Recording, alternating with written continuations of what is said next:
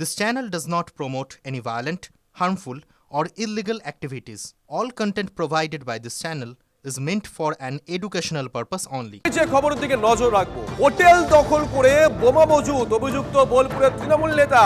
বোলপুরের তৃণমূল নেতার দখলে থাকা হোটেল থেকে বোমার পাহাড়। হিমাদ্রি আমাদের সঙ্গে রয়েছেন, আমাদের সহকর্মী। হিমাদ্রি, কে এই নেতা, কোন স্তরের নেতা, কি উদ্দেশ্যে বোমাগুলো ওখানে মজুত করা হয়েছিল, দল এখনো কিছু বলেছে কিনা, গোটা ঘটনা এখনো পর্যন্ত গ্রেপ্তার কেউ হয়েছে কিনা?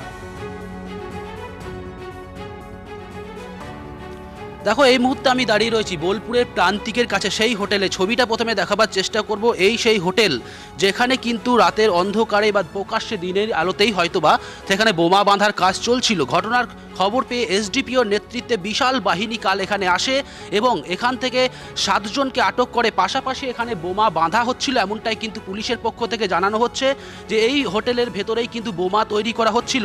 পাশাপাশি আরও একটা ছবি দেখাবার চেষ্টা করব। এই যে ঠিক আমার সামনে যে আমের গাছ রয়েছে, সেই আমের গাছের পাশেই কিন্তু বোমাগুলিকে মজুত করা হয়েছিল এবং এখান থেকেই কিন্তু পুলিশ সেই বোমা উদ্ধার করে নিয়ে গিয়েছে। বেশ কয়েকটি বোমা এখান থেকে উদ্ধার হয়েছে এবং এখনো পর্যন্ত যেটা জানতে পারছি সেই বোমা কিন্তু নিষ্ক্রিয় করা হয়েছে। 7 জনকে আটক করা হলেও মূল অভিযুক্ত বাবু দাস তাকে কিন্তু এখনো পর্যন্ত আটক বা গ্রেপ্তার করা হয়নি। এই বাবু দাসের পরিচয়টা কি? দেখো, একেবারে এই বাবু দাস বোলপুর পৌরসভার 1 নম্বর ওয়ার্ডের কাউন্সিলরের স্বামী। পাশাপাশি এই যে মন্ত্রী চন্দ্রনাথ সিনহা তার খুবই ঘনিষ্ঠ এই বাবু দাস। এর আগেও কিন্তু এই বাবু দাসের এক ঘনিষ্ঠ তার হোটেলে মধুচক্রের অভিযোগ উঠেছিল। বেশ কয়েকজন মহিলাকে সেখান থেকে আটক করা হয়েছিল। এই বাবু দাসের নামে কিন্তু শুধুমাত্র এখানেই শেষ নয়, এর একাধিকবার এই গোষ্ঠীদ্বন্দ্বর মতো ঝামেলা, মারামারি, মারধর, এই ধরনের একাধিকবার কিন্তু নাম জড়িয়েছে এই বাবু দাসের। সব মিলিয়ে বারবার বাবু দাস অপরাধ করে যান, বারবার পার পেয়ে যান। এবারও কি পার পেয়ে যাবেন সেই প্রশ্নটাই উঠছে। সঙ্গে থাকো, এসডিপিও কি বলছেন আগে শোনাই, তারপর আবার আসবো তোমার কাছে। সঙ্গে থাকো। আসি এখানে, তারপরে আমরা দেখতে পাই ওখানে কিছু বম লাইক কিছু বাকেটে রাখা ছিল, ওটাকে আমরা কর্ডন করি। তারপরে আমরা বিডিডিএস টিম, ফায়ার যে এসওপি আছে এসওপি, আমরা টিমগুলোকে আজকে ডাকি।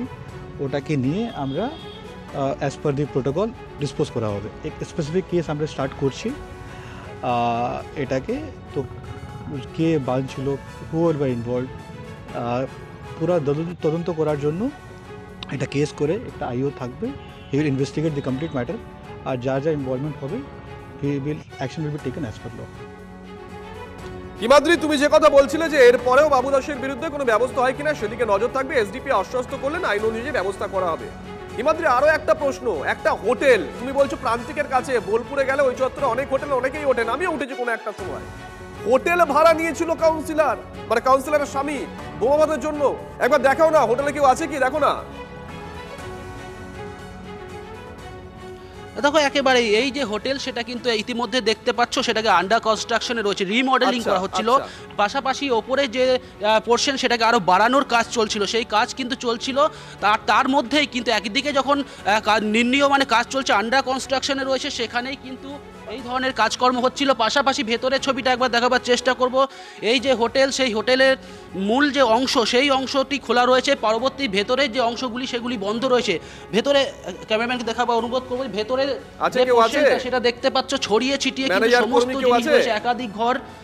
এই ঘরগুলি কিন্তু একেবারেই এই মুহূর্তে কিন্তু একেবারেই ফাঁকা। তবে এখানে যে রান্না বান্না করা হতো, কেউ যে থাকতো তার কিন্তু উপস্থিতি এই যে কড়াই, থালা, এই সমস্ত কিছু কিন্তু এখানে রয়েছে। একটা গ্যাসের ওভেনও রয়েছে এখানে। যে এখানে পাশাপাশি দেখতে পাচ্ছ যেখানে বিভিন্ন ধরনের নেশার জাতীয় দ্রব্যও পড়ে রয়েছে, বিভিন্ন ধরনের। অর্থাৎ এখানে যে একটা আখড়া চলতো, অর্থাৎ এখানে যে একটা বোমা বাঁধার কাজ চলতো, তৃণমূল নেতারা যে ওখানে উপস্থিত থাকতেন তারও একটা প্রমাণ রয়েছে এখানে। দেখাতে বলবো, এই যে ছাতা দেখতে পাচ্ছ, টিএমসিপির যে ছাতা, সেই ছাতাও কিন্তু এখানে বান্ডিল করে বেশ কয়েকটা ফেলা রয়েছে। অর্থাৎ তৃণমূল কংগ্রেসের যে যোগ এই হোটেলে রয়েছে সেটাও কিন্তু একেবারে স্পষ্ট। পাশাপাশি এই বাবু দাসের এই হোটেলে কিন্তু যে বোমা বাজার কাজ, পুলিশ যেটা নিজে বলছেন, এসডিপিও বলছেন যে বোমা বাঁধা হচ্ছিল। সব মিলিয়ে এখন দেখার বিষয় যে এই তৃণমূল নেতার বিরুদ্ধে পুলিশ কী ব্যবস্থা নেয়। পাশাপাশি বিরোধীরা ইতিমধ্যেই সুর চড়াচ্ছেন যে কেন বাবু দাসকে গ্রেপ্তার করা হচ্ছে না, বারবার তাকে কেন ছাড় দেওয়া হচ্ছে, নির্বাচনের কাজে বোমা ব্যবহার করা হতো এমনটা তিনি দাবি করছেন। হোটেলে একবার দেখো না, হোটেলে দেখো না আর কিছু পাও কিনা। হ্যাঁ, একেবারেই যে ওপরের পোর্শনে কেউ রয়েছে কিনা সেটাও দেখার চেষ্টা করব। দেখো এই মুহূর্তে ওপরের যে পোর্শন, দোতলার যে পোর্শন, সেই রুমগুলি কিন্তু একেবারেই ফাঁকা এই মুহূর্তে সেই রুম কিন্তু একেবারেই ফাঁকা রয়েছে, কেউ নেই। হোটেল সম্পূর্ণভাবে খালি করা হয়েছে। আরও একটি রুম রয়েছে, পাশে সমস্ত রুমগুলি, এই রুমটাও কিন্তু একেবারেই ফাঁকা। অর্থাৎ এই রুমগুলোতেই কিন্তু কোথাও বা কখনো কখনো হয়তো এই রুমগুলোকেই ব্যবহার করা হতো। একেবারে ফাঁকা হোটেল, একদিকে হোটেলের উপরের অংশে কাজ চলছে, তার ঠিক নিচের তলাগুলিতে এইভাবে দেখো একেবারে সিসিটিভি ক্যামেরা বা কোনো কিছুই এই মুহূর্তে কিন্তু হোটেলের এই বিদ্যুতের যে সংযোগ সেগুলো কিন্তু এই মুহূর্তে খোলা রয়েছে। শুধুমাত্র দু একটি জায়গায় এইভাবে কিন্তু তার দিয়ে দু একটি বাল্ব এখানে জ্বলছে, আর সেই টিমি আলোর মধ্যেই কিন্তু এই ধরনের কুকাজ করা হতো, অর্থাৎ বোম বাঁধা হতো, এমনটাই কিন্তু মনে করা হচ্ছে। পাশাপাশি এই যে হোটেল, এখানে কিন্তু কেউ বা কারা যে শুয়ে থাকতো, এখানে যে শীতের যে চাদর, ঢাকা, বালিশ, সেই সমস্ত কিন্তু রয়েছে, কিন্তু এখানে যে কেউ থাকতো তার উপস্থিতি কিন্তু একেবারেই পরিষ্কার হচ্ছে এই হোটেল থেকেই। পাশাপাশি এই হোটেলের আরও একটি রুম রয়েছে, সেই রুমটাও গিয়ে দেখব। এই রুমে দুটি চেয়ার রয়েছে। হোটেল কিন্তু একেবারে সম্পূর্ণভাবে ফাঁকা। এই যে ফাঁকা রুমগুলোতেই এই কাজ করা হতো, এমনটাই কিন্তু মনে করা হচ্ছে পুলিশের পক্ষ থেকে প্রাথমিকভাবে। ইতিমধ্যে 7 জনকে আটক করা হয়েছে, তাদেরকে জিজ্ঞাসাবাদ করা হচ্ছে। তাদেরকে জিজ্ঞাসাবাদ করে কি উঠে আসে সেটা দেখার বিষয়। পাশাপাশি এই বাবু দাসকে পুলিশ কি আদৌ আটক করবে বা গ্রেপ্তার করবে, নাকি মন্ত্রী ঘনিষ্ঠ হওয়াতে ছাড় পেয়ে যাবে, সেটাও কিন্তু প্রশ্ন উঠছে। হিমাদ্রি, ওপরে যাওয়া সম্ভব? দেখো একেবারে এই যে সিঁড়ি, এটা কিন্তু একেবারে যেই ওপরে 3 তলা যেটাকে বানানো হচ্ছিল সেই জায়গায় কিন্তু এই সিঁড়িটা যাচ্ছে। এটা একেবারেই আন্ডার কনস্ট্রাকশন রয়েছে। তুমি দেখতে পাচ্ছ এর ভেতরে যে ছাদ ঢালাইয়ের জন্য যে ব্যবস্থা, সেই ব্যবস্থা গ্রহণ করা হচ্ছিল। বেশ, গোটা হোটেলটাই আমরা দেখালাম। প্রান্তিকের থেকে ঢিলছোড়া দূরত্বে, বোলপুরে প্রান্তিক স্টেশন, তার থেকে ঢিলছোড়া দূরত্বে এই হোটেলটাই ভাড়া নিয়েছিল তৃণমূল কাউন্সিলরের স্বামী। তার নেতৃত্বে এখানে বোম বাঁধা হচ্ছিল বলে অভিযোগ। 7 জনকে পুলিশ ইতিমধ্যে আটক করেছে। ওই নেতার বিরুদ্ধে এর আগেও মধুচক্র চালানোর অভিযোগ উঠেছিল, কিন্তু তারপরে সেভাবে কোনো ব্যবস্থা নেওয়া হয়নি। এবার কোনো ব্যবস্থা নেওয়া হয় কিনা নজর থাকবে আমাদের। দেখুন, ওই বেদখল করা হোটেলটিতে ওরা পার্টি অফিস চালাতো বলে জানতাম, এবং এই প্রান্তিক এলাকায় এই ভদ্রলোকের ত্রাসে এলাকার পর্যটক থেকে সাধারণ বাসিন্দা এবং কলকাতার বহু মানুষের, গুণী মানুষের এখানে তারা ছোট্ট বাসস্থান করে তারা থাকে, তারা ত্রস্ত হয়ে থাকে। রীতিমতো তোলাবাজি, আইন শৃঙ্খলার পরিস্থিতি তৈরি করা, সবসময় উঁকি ঝুঁকি মারা, কার বাড়িটাকে দখল নেবো, এইরকম একটা পরিস্থিতি এই চত্বরে তৈরি করে রেখেছে এই ভদ্রলোক। যদিও আমি ভদ্রলোকই বলছি। আজকে পুলিশ সাহস দেখিয়েছে, ওখানে গিয়ে খবর রেখে। আমার মনে হয় যদি জানতো এটা বাবু দাসের হোটেল তাহলে যেত না, কোনোভাবে করেছে।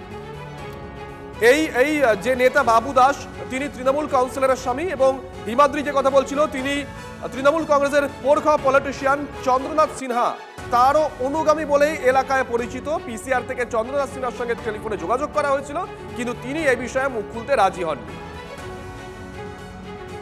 কাউন্সিলর যিনি মন্ত্রী ঘনিষ্ঠ, সংবাদ মাধ্যমের যার নাম জানতে আমরা পাচ্ছি, সেই বাবু দাসের হোটেল থেকেই কয়েকদিন আগে মহিলাদেরকে নিয়ে মধুচক্র চলছিল।